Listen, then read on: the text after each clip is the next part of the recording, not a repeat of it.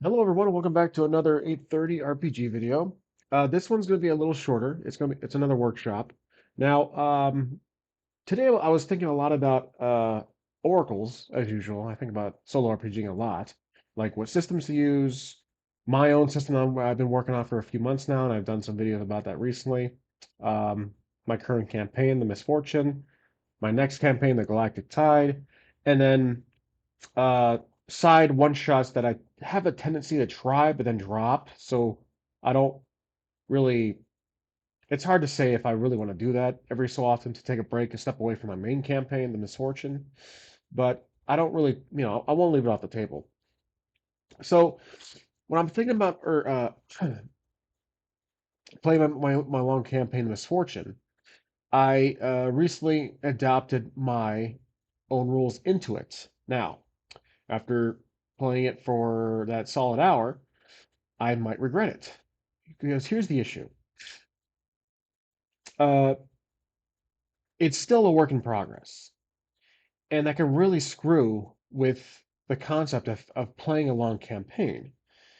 And because I just suddenly decided to do it on episode 11 after 10 solid episodes of Karen, that has threw the mechanics into a whirlwind for me, behind the scenes, really. So here's what I'm conceptualizing. This is something I want to pitch and see if it will really stick. So basically, because I'm always thinking about trying different rules, like for example, I have a few on the ready that I have yet to really fully dive into, like Skull Claimers, which is great. It's very simple. It's a one page. It's good for uh, really quick one shots, perhaps. I like the rules, and it's definitely inspired my own system.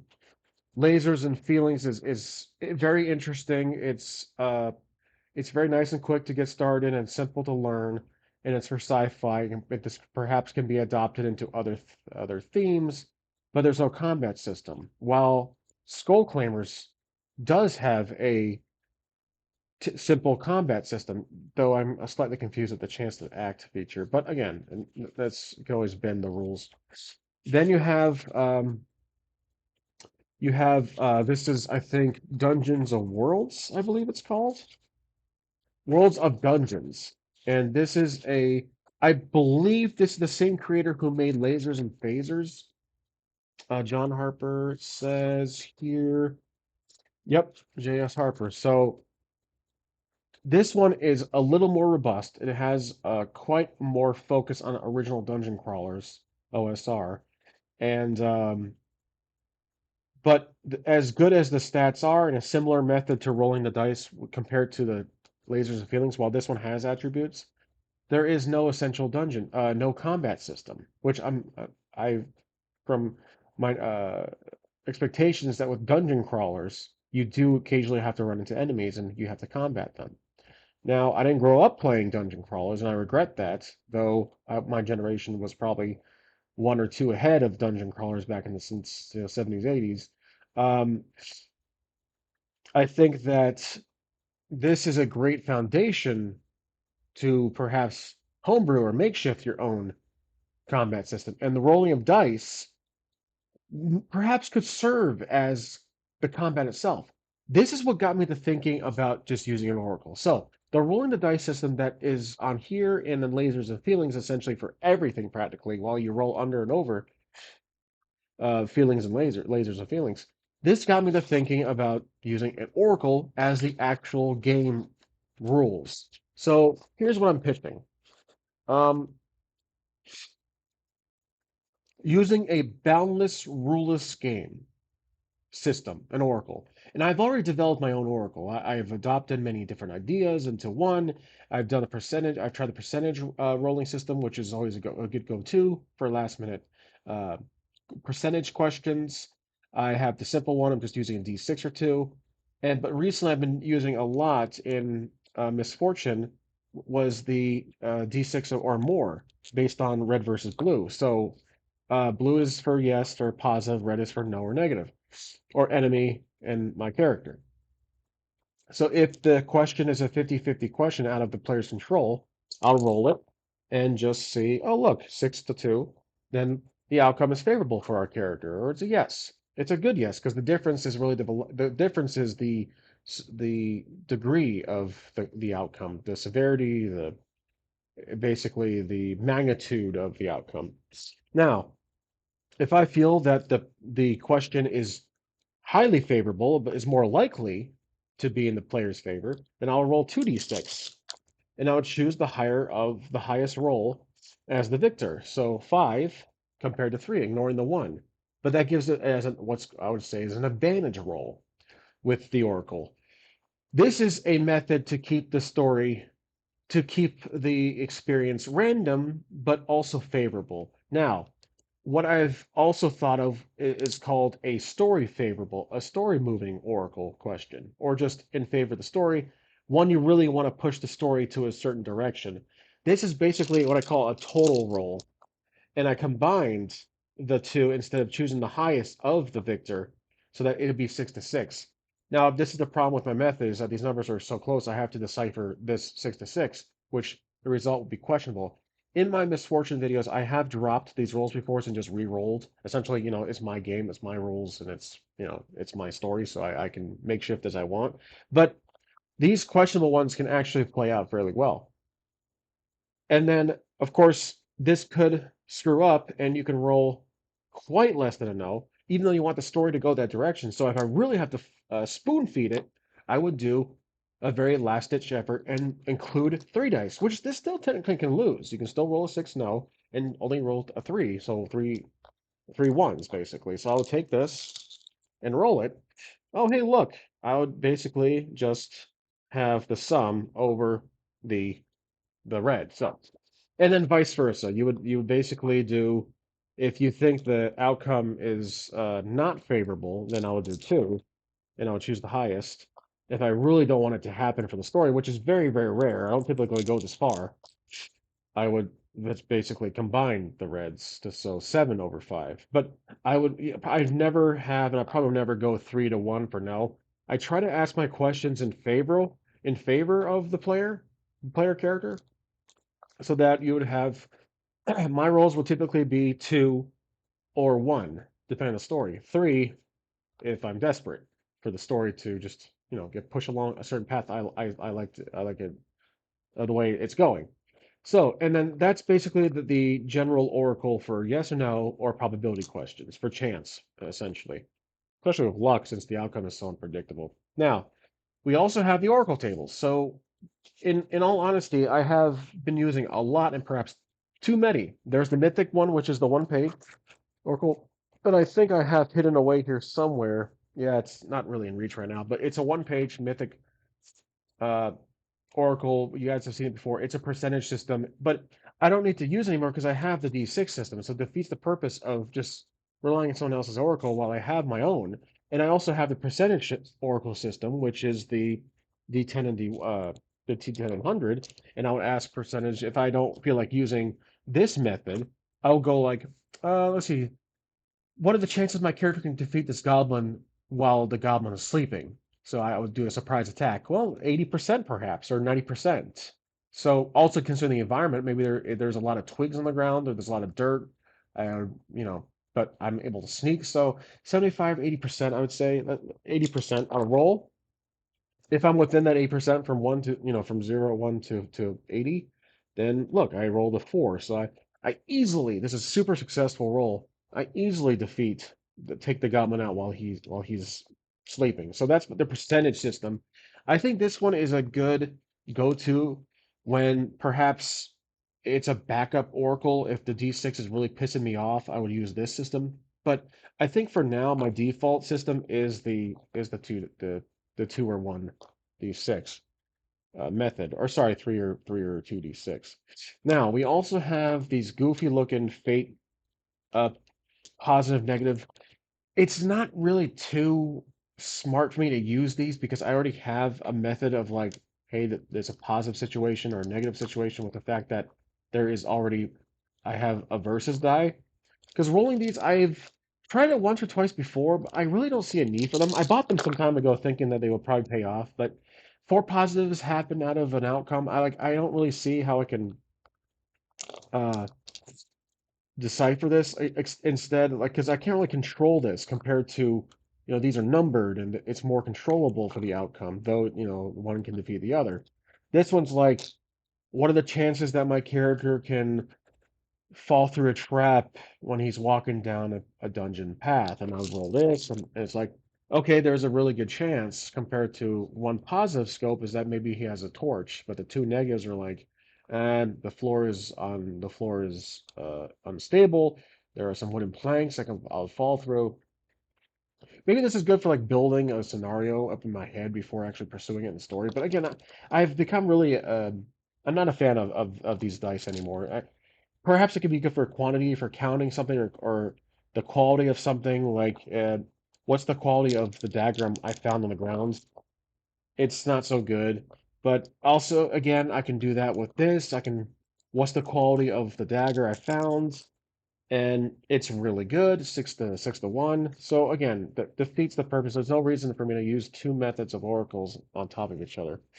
Um, then I have all these dice that are symbol, custom GM assist dice, and they all have these great little symbols on them to kind of help, me as an oracle roll. So basically, they are specific for certain scenarios, and there's really no reason for me to go through these specifically because you can probably tell what they already do. So these are traps. There's no trap. So, but again, self-defeating because I have this oracle table now that has all of these traps right here.